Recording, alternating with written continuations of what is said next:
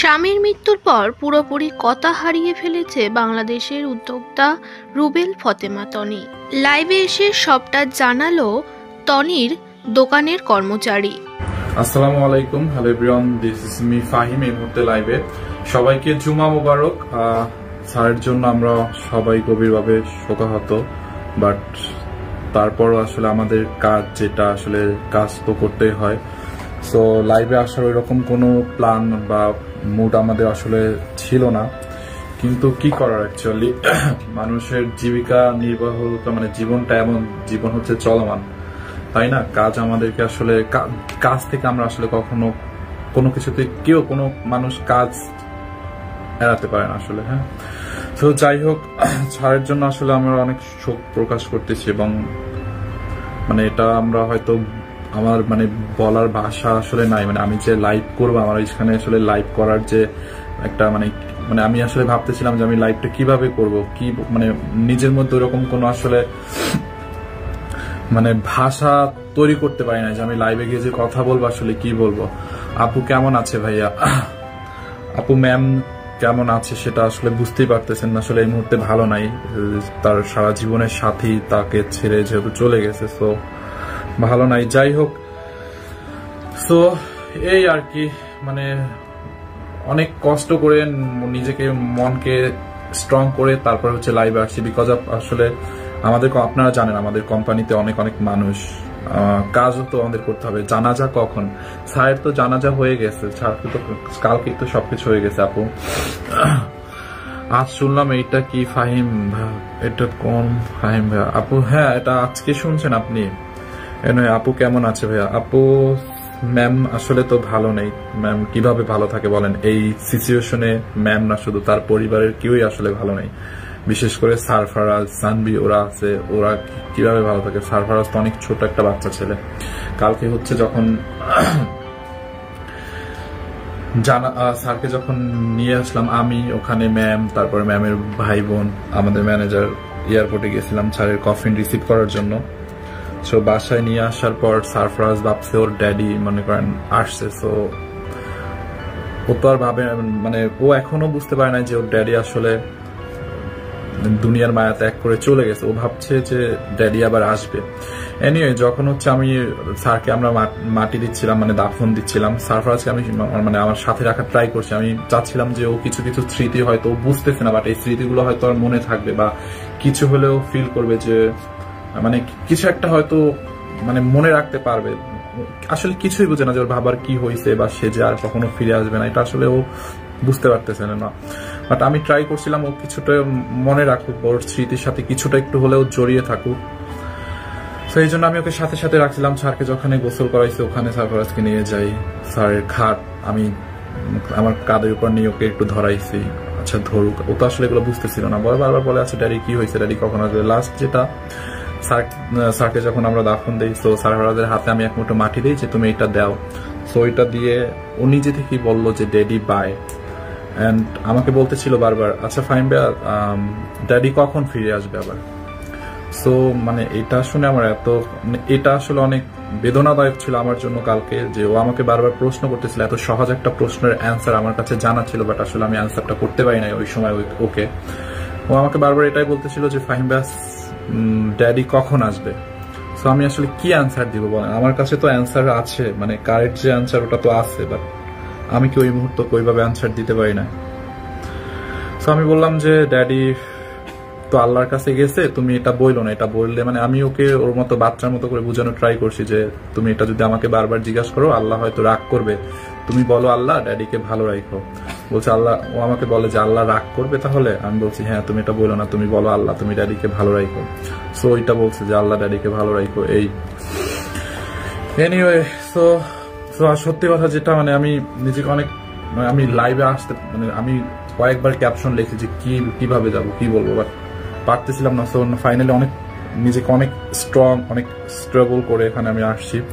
And আপনারা জানেন আমাদের দেশে, মানে সারা বাংলাদেশে, ঢাকার মধ্যে, বাংলাদেশের বাইরে আমাদের আউটলেট, আমাদের অফিসের স্টাফ কত এবং সবকিছু মিলিয়ে স্যারের যে আমাদের এই যে যত কস্টিং সব তো ম্যামকেই বহন করতে হয়েছে। যাই হোক, মানে অবস্থাটাকে যে ধরেন দিন আছে না কথায় আছে না, দিন আনি দিন খাই। আমরা যারা কাজ করি বা আমরা আসলে তো দেখি আমাদের হচ্ছে এরকমই যে দিন আনি দিন খাই, এরকমই মানে আমরা কাজ করি যেটা আসে ওইটা দিয়েই হচ্ছে সবকিছু। তো আমাদের আসলে দেখা যায় একদিন কাজ না করলে বা একদিন না করলে আসলে ওইরকম ব্যাকআপ তার থাকে না। এনিওয়ে, আর আমি সবাইকে অনুরোধ করবো দয়া করে কোনো বাজে কমেন্ট আমাকে করবেন না, হ্যাঁ, কারণ মন মানসিকতা আমাদের আসলে আমরা তো অনেক কাছ থেকে দেখছি, আমাদের মন মানসিকতা হয়তো আপনারা বুঝবেন না। স্যারের বাসায় যখনই যেতাম, স্যার মানে সামটাইমস যখন মানে লাইক খাবারের টাইমে যে কোনো হয়তো গেলাম, যে দুপুর টাইমে গেছি বা কখনো ডিনার টাইমে দেখতেছি খেতে বসতে হবে, কোনো কিছু না থাকলেও যদি গেলাম তার বাসায় গেলাম, ডাইনিং টেবিলে যদি হচ্ছে একটা খাবার কোনো ফল ছিল, একটা কলা ছিঁড়ে দিত। তো এই জিনিসগুলো হয়তো আর কখনো কোনো দিন পাবো না, ছাড়ও নেই। আর হয়তো কেউ ওই যে ওইরকম ডাইনিং টেবিল থেকে যে কলা ছিঁড়ে দিবে যে নাও খাও, ওই রকমটা আর কোনোদিন হবে না, হয়তো বাসায় যাওয়া হবে, আর এই জিনিসগুলো পাবো না। এনিওয়ে, আপুর কি অবস্থা ভাইয়া?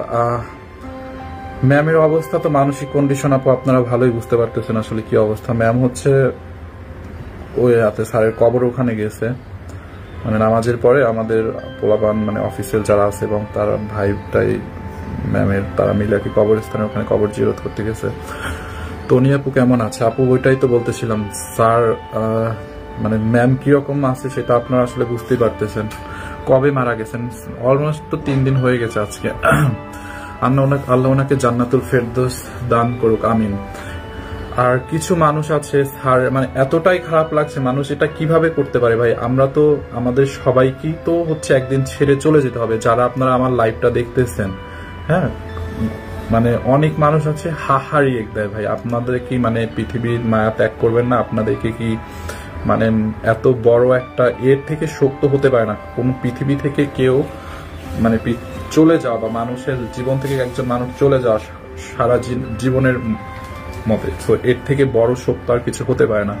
তো আপনারা হচ্ছে অনেকে একবারে হারিয়ে দেন পোস্টের মধ্যে, বিশেষ করে স্যারের মৃত্যুর সংবাদটা যখন পেজে জানাচ্ছে খুব কম সংখ্যক 2-3 জন ওখানে হারিয়ে দিচ্ছে। আমার খুব আফসোস লাগে যে আসলে এরা কারা, এরা কত মানে আফসোস করার বিষয়, বুঝছেন? যাই হোক, না আপুকে ধৈর্য দান করার তৌফিক দান করা। আপু সত্যি অনেক কষ্ট লাগছে। তুমি আপু এন্ড সারফরাজ খবরটা শুনে অনেক খারাপ লাগলো, অনেক চেষ্টা করছেন আপু, অনেক চেষ্টা করছেন আপু, কোনো কমতি রাখে নাই, হ্যাঁ ম্যাম হচ্ছে কোনো কমতি রাখে নাই। আপনারা হয়তো অনেকেই জানতেন না একটা বিষয়, আর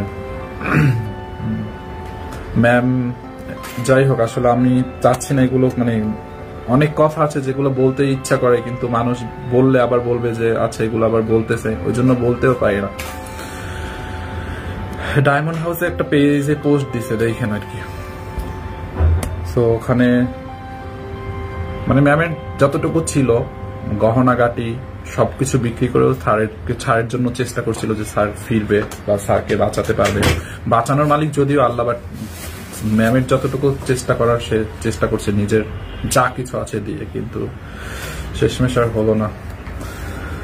সারফরাজ বুঝে ওর বাবা মারা গেছে আপু, ওটাই তো বলতেছিলাম। সারফরাজ মানে ওইভাবে বুঝে না। সারফরাজ আমাকে জিজ্ঞাসা করে যে বাবা ড্যাডি কবে আসবে, তো ড্যাডি ডাকে যে ড্যাডি কবে আসবে, আমাকে বারবার কালকে বলতেছিল ড্যাডি কবে আসবে। তো কি বলবো আপু, ও ভাবে যেমন ব্যাংককে ছিল তো ভাবছে হয়তো সুস্থ হয়ে আসবে, ওই রকমই ভাবে আল্লাহর কাছে গেছে হয়তো সুস্থ হয়ে ফিরে আসবে। ও বুঝে না আপু, আসলে বুঝতেছে না। তোমরাই এখন তনির পরিবারের সবকিছু তুমি দেখে বুঝে রাখবে আপু। আমরা হ্যাঁ চেষ্টা করছি, আমরা যারা বিশেষ করে আমাদের অফিসের যারা আছে, আমরা মানে আমাদের সর্বোচ্চ দিয়ে চেষ্টা করছি।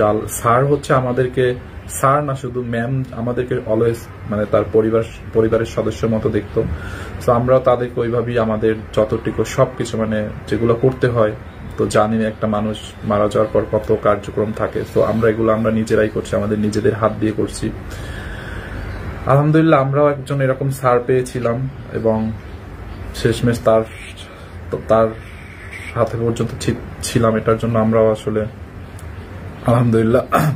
সত্যি কথা বলতে আমি যে কি বলবো এটা বুঝতে পারতেছি না, হয়তো মানে আপনারা অনেক কিছু বলতে পারেন বা কিছু, আমি নিজে কি বলবো এটা বুঝতে পারতেছি না। আপনি যেদিন লাস্ট লাইভ করছেন ওই দিন লাইভ অবস্থায় কল আসছিল, আচ্ছা ওই দিন হচ্ছে মানে লাস্ট লাইভ যেদিন করছে ওই কল আসছিল, ওইটা ওই যে স্যারের মানে ওই দিন স্যার একটু অসুস্থ ছিল, প্রেশার হচ্ছে ডাউন হয়ে গেছিল। সো পরে জানাইলো যে না ঠিক আছে, এখন আবার ঠিক আছে। ওই দিন কিন্তু সব ঠিক ছিল। সো ও কল আসছিল তখন হচ্ছে এই টাইমটায়, দুপুর টাইমে। সো স্যার মারা গেছে, ম্যাম তো চলে গেছে পরের রাতে। স্যার মারা গেছে ওই দিন রাত 3:03। যাই হোক আপু, এই আর কি। ফাহিম ভাইয়া সবার আগে ঘরের ছেলে মেয়ে, ফাহিম ভাইয়া স্যারের আগের ঘরের ছেলে মেয়ে আসছিল। আপু স্যারের হচ্ছে বড় মেয়ে আসছিল, বড় মেয়ে আমাদের সাথেই ছিল। স্যারের আগের ঘরে যে বড় মেয়ে ছিল উনি আমাদের সাথে এয়ারপোর্টেও ছিল, এয়ারপোর্টে গিয়েছিল, ম্যামের বাসায় ছিল। ম্যাম আর মেয়ে, ওনার বড় মেয়ে একসাথেই ছিল। ম্যাম প্রথম মানে পুরুষরা মাটি দেওয়ার পরে কবরস্থানে প্রথম ম্যাম মাটি দিছে, তারপর তার বড় মেয়ে মাটি দিছে। তারা দুজন একসাথেই ছিল। এবং হচ্ছে কালকে অব্দি স্যারের বড় মেয়ে ম্যামের বাসায় ছিল। তো স্যারকে মাটি টিটি দেওয়া হয়েছে, তারপরে বাসায় আসছে সবাই একসাথে। তারপরে ওই আপুটা আর কি ওনাদের বাসায় চলে গেছে। ভাইয়া তুমি তনি আপুর পাশ থেকে ছোট ভাই হিসাবে, আপু ট্রাই করি। ম্যাম ছোট ভাই না, ম্যাম অলওয়েজ আমাকে সন্তানের মতো ট্রিট করে। আমিও তাকে ওইটাই মানে আমার মায়ের মতোই ট্রিট করি। কারণ ড্রেসের নেকের মধ্যে মানে আমি আমার লাইফে সারফরাজের দুইটা জিনিস আমি কখনো ভুলতে পারবো না। একটা হচ্ছে স্যার যখন প্রথম অসুস্থ হয় তখন সারফরাজ বলতেছিল ভিডিও কলে, স্যার তো হচ্ছে আইসিইউতে, আপনার ইউনাইটেডের আইসিইউতে ছিল। তো ভিডিও কল দিয়ে বলতেছিল ড্যাডিকে দেখাও, আমি একটু ড্যাডিকে দেখবো, প্লিজ ড্যাডি, আমি ড্যাডিকে দেখে আমি ঘুমাবো। এই কথাটা আমি আমার লাইফে কখনো ভুলতে পারবো না, যে এতটা মানে ওর কি একটা পরিস্থিতি ছিল। আর দ্বিতীয়টা ছিল কালকের, আমাকে বারবার বলতেছিল যে ড্যাডি কখন আসবে, ফাহিম ভাইয়া ড্যাডি কখন আসবে। এত সহজ একটা প্রশ্নের উত্তর আমার জানা ছিল কিন্তু দিতে পারলাম না ওকে। আচ্ছা, স্যারের সাথে যেটা আমার স্মৃতি, যেটা আমি ভুলতে পারছি না, স্যারের বাসায় যদি আমি কখনো যেতাম, স্যার হাতের মধ্যে কিছু একটা উঠাই দিত, হয়তো 2টা বিস্কুট দিত, না হয় কোনো পিঠা থাকলে দিত। মানে এই স্মৃতিটা ভুলতে পারবো না। যখনই যেতাম বাসায়, যখনই স্যার থাকতো, ইভেন্ট স্যার, আমার এটাও মনে আছে, আল্লাহ আমি এগুলো কিভাবে ভুলবো, এরকম আমার সাথে অনেকবার হয়েছে। কারণ আমি তো স্যারের বাসায় অনেক সময় যাই, বেশিরভাগ তো যাইতাম, কারণ ম্যামের লাইভের জন্য আমাকে যেতে হতো বা যে কোনো কাজের জন্য স্যারের বাসায় যেতেই হতো। তো আমি আল্লাহ এই জিনিসটা কিভাবে ভুলবো, আমাকে মিনিমাম 4-5 বার আমার সাথে এটা হয়েছে। মানে আমাকে স্যার নিজে কফি বানাই দিচ্ছে, মানে আমি হতভম্ব হয়ে গেছিলাম। আমি বলি স্যার এটা কি করতেছেন আপনি, এটা কি করেন? বলে আরে বাদ দাও। মানে গিয়ে দেখি স্যার কফি বানাচ্ছে, স্যার তো নিজের কাজ নিজেই করতো। সো সে কফি বানায় আমাকে, সে তো চিনি ছাড়া খায়, তো আমাকে আবার চিনি দিয়ে কফিগুলো আমাকে টেবিলে দিচ্ছে। এরকম আমার সাথে 2-3 বার হয়েছে। আল্লাহ এটা আমি তো ভুলতে, এটা আমি কিভাবে বলবো, কারণ আমি যতবার এখন ওই বাসায় যাবো আমার এই কথাটাই শুধু মনে হবে। এবং আর একটা ছিল, ধরেন স্যারের বাসায় ঢুকলি ডাইনিং টেবিলটা সামনে থাকে, হ্যাঁ। সো ডাইনিং টেবিলে মধ্যে তো মনে করেন অনেক সময় ফল টল কলা থাকতো, আমি গেলে ওখানে অলওয়েজ কলা টলা থাকতো, আমাকে একটা কলা ছিঁড়ে দিত, খাও। তারপর কতবার যে খাবার টেবিলে নিয়ে বসাইছে, এই জিনিসটা আমি কিভাবে বলবো আমি আসলে জানি না। তারপরে হচ্ছে স্যারের সাথে যখন পুলিশ প্লাজা যেতাম, স্যার যখন গাড়ি ড্রাইভ করে নিয়ে যেত, মজা করতো, আমাকে বলতো বরিশাল, অনেক মজা করতো আমার সাথে, কথা বলতো, দুষ্টামি করতো। এখন আর স্যার কোনোদিন ড্রাইভ করে নিয়ে যাবে না।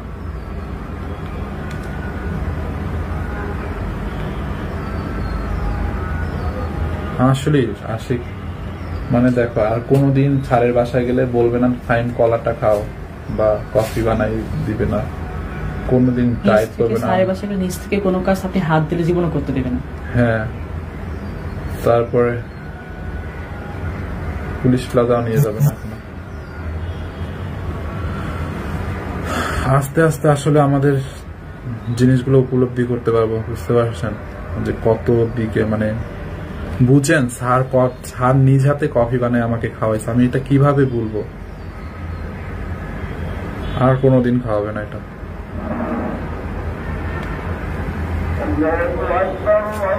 স্যার নিজ হাতে আমাকে কফি বানায় খাওয়াইছে, এটা আমি কিভাবে বলবো? আমি তো এটা ভুলতেই পারবো না। আর কোনোদিন স্যার পুলিশ প্লাজা নিয়ে যাবে না। স্যার আর ম্যাম সামনে বসতো, ম্যাম সামনে বসতো, স্যার ড্রাইভ করতো, আমি সারফরাজ সানবি পিছনে বসতাম, আমরা দুষ্টামি করতাম, স্যার আমাদের সাথে কথা বলতো। এই জিনিসটা আর কোনোদিন হবে না। জানেন কোনোদিন না মানে স্যারের গাড়িতে তো মানে পুলিশ প্লাস যখনই গেছে স্যার যখন নিয়ে গেছি কোনোদিন আছে না মানে দরজা খুলে দিতে হয়। অনেক দেখি তো অনেকে বের হয়ে এমপ্লয়ি যারা থাকে বা যারা থাকে মানে দরজা খুলে দেয়, তারপর স্যার ম্যাম যারা থাকে বের হয়। কোনোদিন স্যারকে দরজা খুলে দিতে হয় না। মানে কোনোদিন যদি আচ্ছা আমি স্যার বের হয়েছি, আমাদের মানে একটা রেসপেক্ট বা একটা সম্মান তো থাকে। আমি যদি কোনোদিন গেছি যে আচ্ছা দরজাটা খুলে দেই গাড়ির, স্যার মানে আটকাইছে যে না, মানে কোনোদিন এটা করতে দেয় না যে তার দরজা আমি খুলে দিব, মানে কোনোদিন করতে দেয় না। স্যার এতটা ডাউন টু আর্থ ছিল।